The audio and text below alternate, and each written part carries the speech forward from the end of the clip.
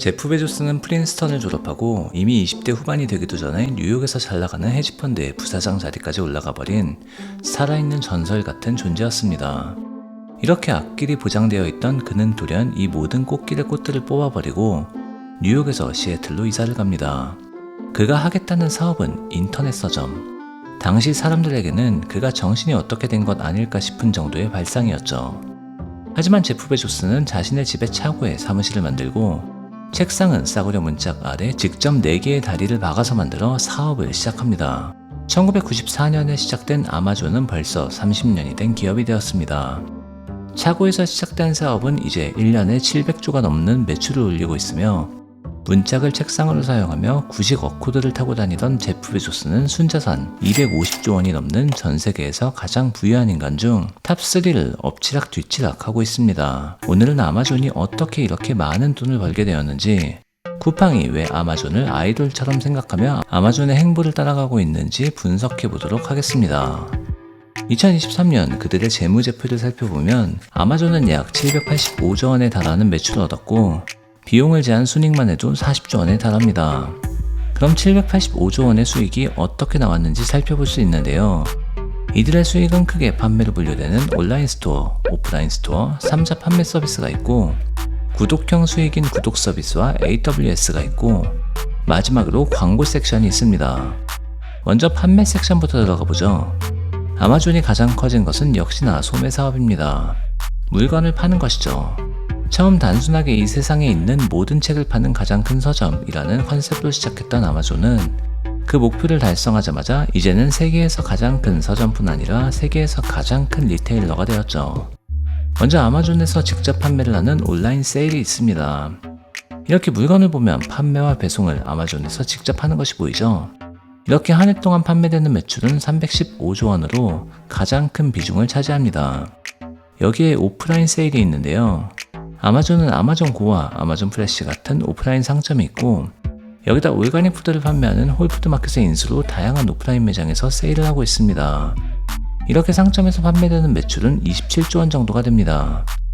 오프라인 매장에서 판매하는 수익이 전체 수익에 비하면 작아 보이지만 절대적 값으로 비교해보면 절대 무시할 수 없는 수치임을 알 수 있습니다. 다음은 3자 판매 서비스입니다. 아마존 셀러라는 이야기 많이 들어보셨죠? 아마존 회사 차원에서 파는 것이 아니라 개인이나 회사가 아마존에 상품을 직접 등록해서 판매를 하게 되면 이를 3자 판매 서비스라고 부르는데요. 아마존에서 물건 하나만 제대로 팔아도 대박이 나기 때문에 새로운 아메리칸 드림처럼 불리고 있습니다. 우리나라에서도 아마존에 잘 진출해서 성공한 기업들이 몇 있는데요. 특히 휴대폰 케이스를 만드는 슈피긴 같은 경우에는 일찌감치 아마존에서 판매를 시작하고 이게 잘 되어서 1년 매출액이 4천억 원 가까이 되는 알짜 기업으로 성장하게 되었죠. 통계에 따르면 아마존에서 직접 판매하는 물품의 수는 약 1200만 개인데 제3자 판매 개수를 늘리면 약 3억 5천만 개 정도의 상품이 아마존에서 판매되고 있다고 합니다. 아마존은 원활한 배송을 돕기 위해 셀러들이 아마존 창고에 적정 재고를 보내놓으면 아마존의 물류를 이용해 직배송해주는 풀필먼트 서비스를 일찍이 도입했는데요. 물건이 팔릴 때마다 받는 판매 수수료뿐만 아니라 풀필먼트 서비스를 이용하는 대가로 받는 수수료가 어마어마합니다. 이렇게 3자 판매 서비스로 나오는 매출 또한 엄청난 수준인데요. 2023년 기준으로 약 191조 원입니다. 이렇게 판매 섹션의 매출만 잡아도 아마존 온라인에서 직판이 315조 원, 오프라인 27조 원, 3자 판매 서비스 191조 원으로 모두 합쳐 533조 원이라는 이미 거대한 매출인데요. 아마존은 누구도 상상할 수 없는 규모의 경제를 만들어 직판 물건을 매입할 때도 상상할 수 없는 바이어 파워를 자랑합니다.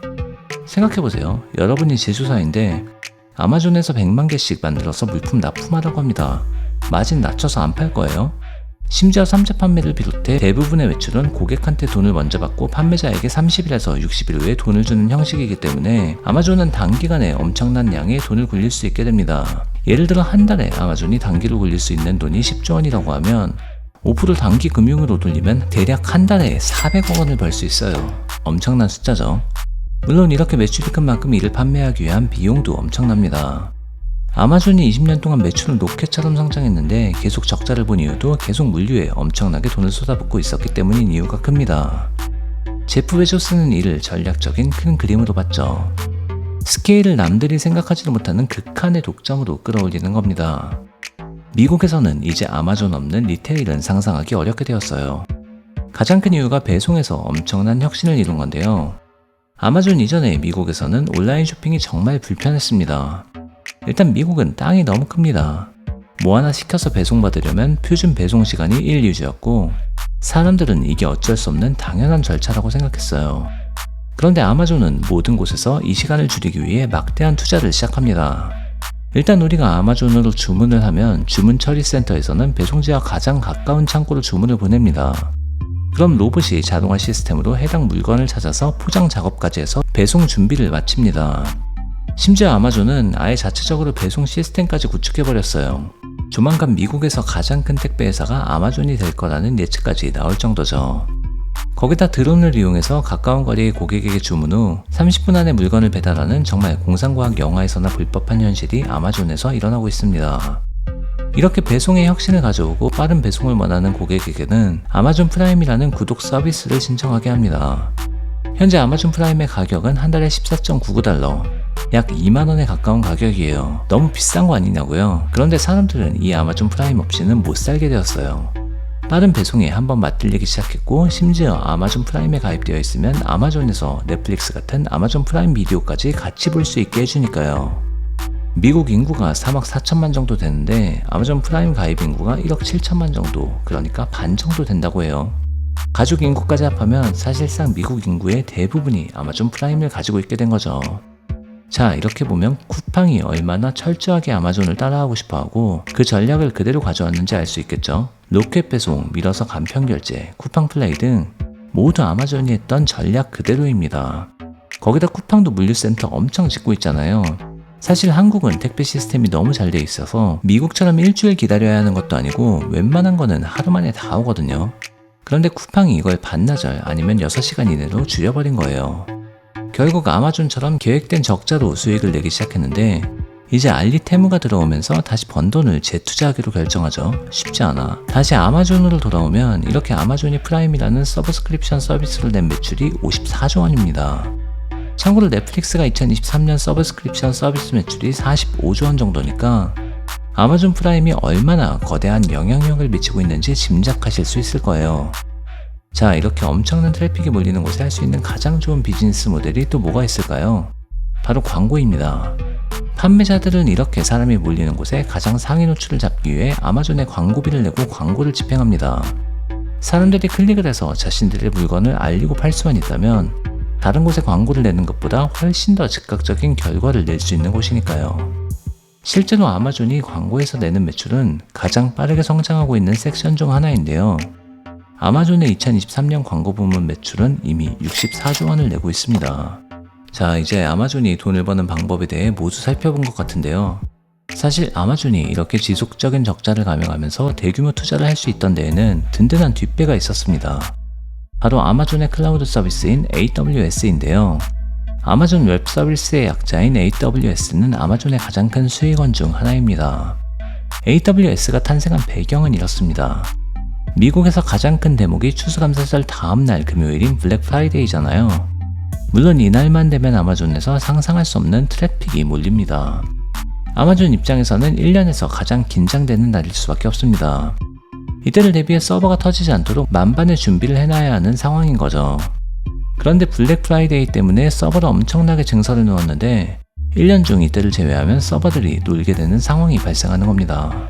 그래서 이 노는 서버를 기업들이 사용할 수 있는 솔루션으로 제공할 수 있게 만든 거죠. 이 AWS가 2006년에 탄생했는데요. 사실 이때 지구상의 인간 대부분은 클라우드라는 개념이 뭔지도 잘 몰랐을 때였습니다. 하지만 곧 스마트폰의 시대가 오고 모든 서비스가 인터넷의 속도가 빨라지면서 시장을 선점한 AWS는 아마존에 엄청난 이익을 가져다 주었죠. 2023년 AWS로 나온 매출은 123조 원에 달합니다. 참고로 LG전자가 한 해 동안 내는 매출액이 100조가 안 됩니다. 2022년에 낸 매출이 83조 원 정도였으니까요. AWS가 얼마나 아마존에게 중요한 존재인지 가늠할 수 있죠. 이렇게 아마존이 어떻게 돈을 버는지에 대해 분석을 해보았는데요. 아마존은 미국뿐 아니라 일본, 유럽, 오세아니아 같은 곳에서도 인프라를 구축해 놓아서 아마 앞으로 몇십 년 동안은 리테일 시장의 절대 강자로 자리 잡을 수밖에 없습니다. 이미 아마존에 익숙해진 미국인들은 프라임 구독을 해서 아마존에서 물건을 살 수밖에 없고, 이 락인된 트래픽 때문에 판매자들은 아마존에 의존할 수밖에 없는 구조를 만들어냈기 때문이죠. 저는 이걸 따라한 쿠팡도 참 대단하다고 생각합니다. 아무리 비즈니스 모델이 좋다고 해도 이걸 크기가 다른 한국 시장에 가져다 놓고 흑자를 냈다는 게 대단하죠. 또 어떤 비즈니스 모델이 궁금하신가요?